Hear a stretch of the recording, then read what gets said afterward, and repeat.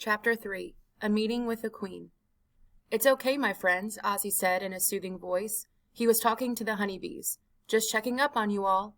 He slid out a wooden frame. With a brush, the beekeeper gently pushed aside a number of bees that were crawling on it. They flew away unharmed. "See that, ladies? Honey, golden and delicious. Amazing, isn't it? I'll add an extra frame later today to make sure the bees have room to produce more." Satisfied with his inspection, Ozzy slid the frame back into the top drawer, which he called the honey super. "Is the queen in there?" Kim asked. Ozzy shook his head. "We keep the queen away from the honey. We don't want sticky eggs." Ozzy lifted the entire top box, the honey super filled with frames, and set it on the ground. "Now let's try to locate Her Majesty the Queen," Ozzy said, his voice soft and soothing. He returned his attention to the bottom half of the hive box. Ozzy pulled out a metal screen. "See here? This is called a queen excluder. The holes are large enough for worker bees, the ones that make the honey, but too small for the queen bee to squeeze through. Below that and here we have the brood supers. That's where the eggs are laid. Lots of bees in here." Lizzie was relieved to see him once again blow smoke across the top of the box. It took a bit of muscle prying with his tools before Ozzy could lift out a frame from the brood super. The frame was a crawling mass of bees. "Gross," Lizzie thought. "Beautiful," Kim said. "So many." Ozzy grinned from behind the veil. "There could be as many as 30,000 bees in a single hive, sometimes more. Come closer for a look." Kim stepped beside Ozzy. Lizzie stood planted on her tippy toes, leaning in. She didn't want to get too close. "That's larva," Ozzy explained. "I don't understand," Lizzie said. "A larva is an in-between stage in the bee's metamorphosis," Ozzy said, turning to look at the girls. "And before you ask, metamorphosis is a big word that means change. First, there's the egg, then it becomes the larva. It's immature, worm-like, no wings yet, not a bee yet." He pointed out white bits in the honeycomb pattern. "Later, they will be covered over by the workers, or capped, and the larva will transform into bees." "Cool," Kim gushed. On this page, it looks like there is a description of going from the egg all the way over to an adult bee, so take a minute to look at that. "It is pure magic on this earth," Ozzy said. "I love it." Frame by frame, Ozzy inspected the hive. "Ah, here she is," he said, giving a little bow. "Good day, Your Majesty." He turned to Lizzie. "It's okay, sweetie, trust me. Here, you can hold it." Ozzy held out the frame, boiling with bees, for Lizzie to take.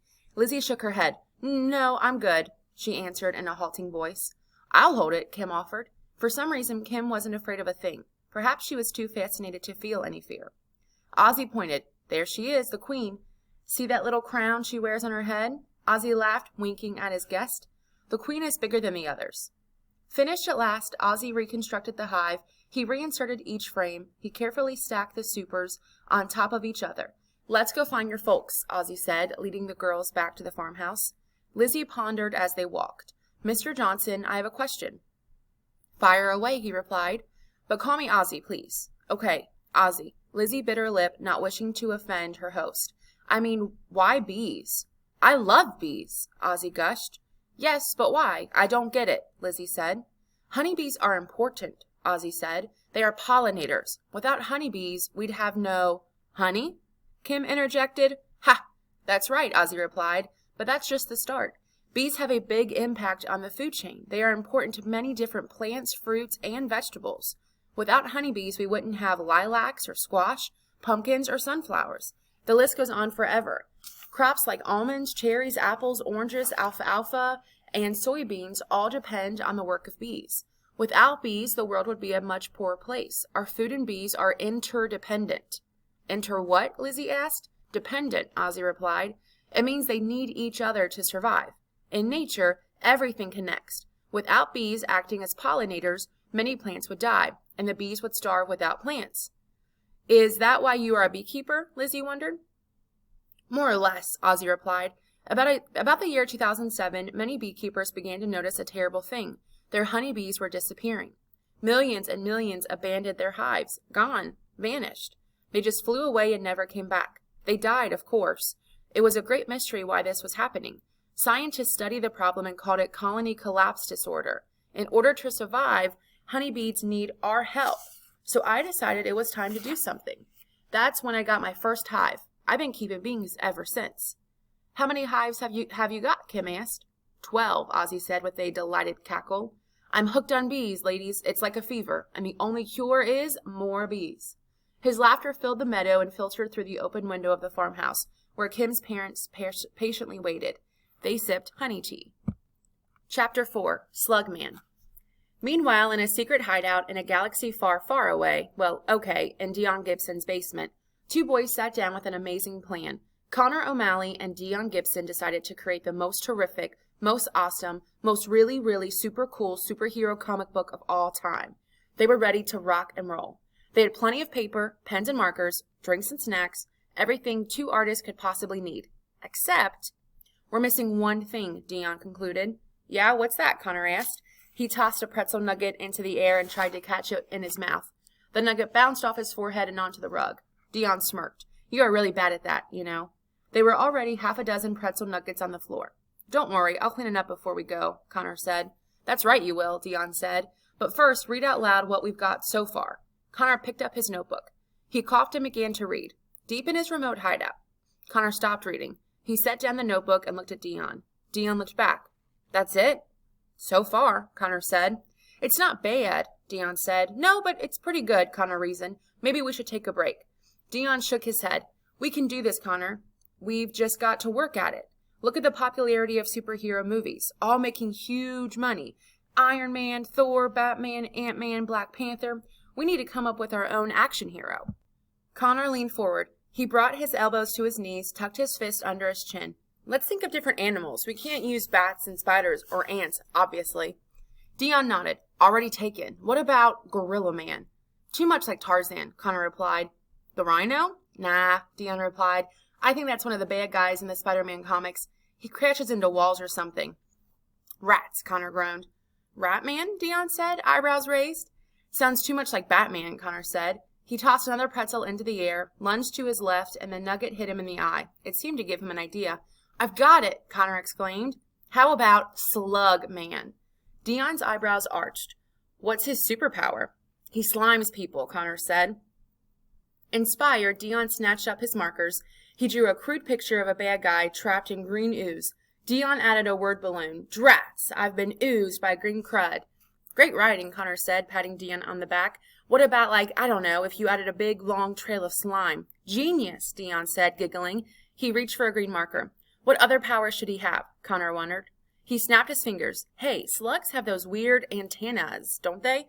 Maybe he can hear stuff that's far away." "Yeah," Dion said.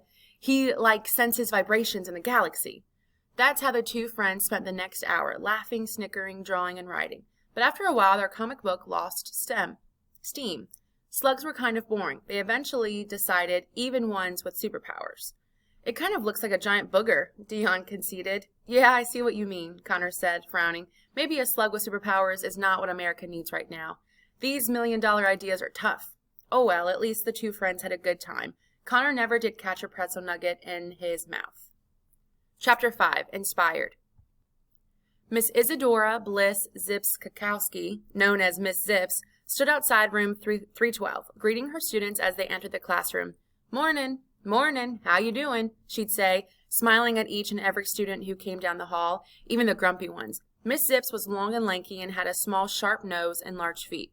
Her students loved her. They knew that even though Miss Zips could be tough, she cared about them, no matter what, no matter who. She even seemed to enjoy Otis Smick, who drove other teachers crazy. It wasn't Otis's fault. He didn't mean to be a headache. It just came naturally.